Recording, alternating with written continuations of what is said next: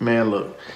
As I always say, man, I'm not into politics. You know, one thing I feel about politics, I feel it's just a form of God is more than we already are. You know what I'm saying? To me, I don't feel like nobody's coming to save us in our conditions, in our circumstances. It's up to us to love us and change our communities as much as we can collectively. You get what I'm saying?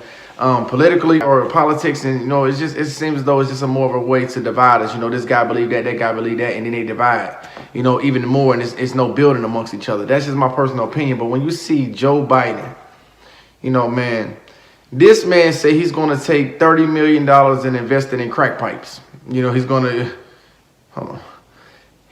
take $30 million and he's going to put it towards crack pipes for a safer drug use. Me personally, I feel as though, I think you need to take that $30 million and invest it more into mental health facilities, more into, rehabilitation centers, into where when you get people, you're able to keep them, you're able to keep them clean. When you get a person and you get them into these facilities, you have an advanced study, you have different things into which where you can try to keep them off of drug use.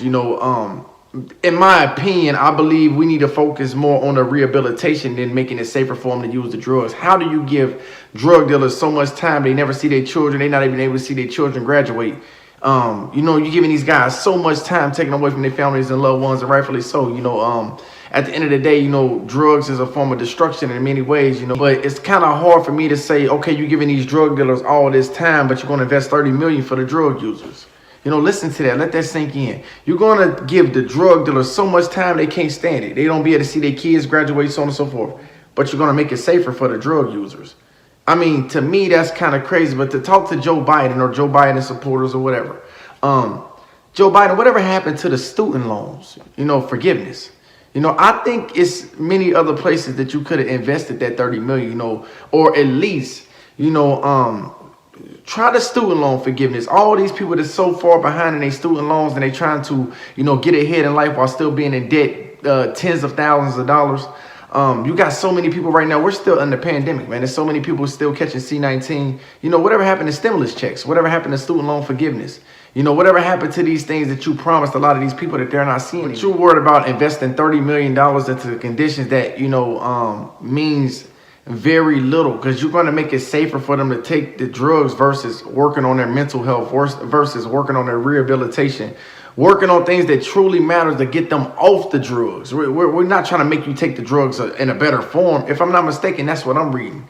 But it's like, it makes no sense, in my opinion, to try to make it safer for them to take the drugs instead of focusing on their mental health, focusing on the rehabilitation centers, focusing on different things that help them put one step in front of another, to get them off of the drugs. How are you giving these drug dealers so much time and then trying to make it safer for the drug users? Man, it goes to show you how off balance we are as a country. I know they say Canada do some things to protect certain ways, but that's Canada way.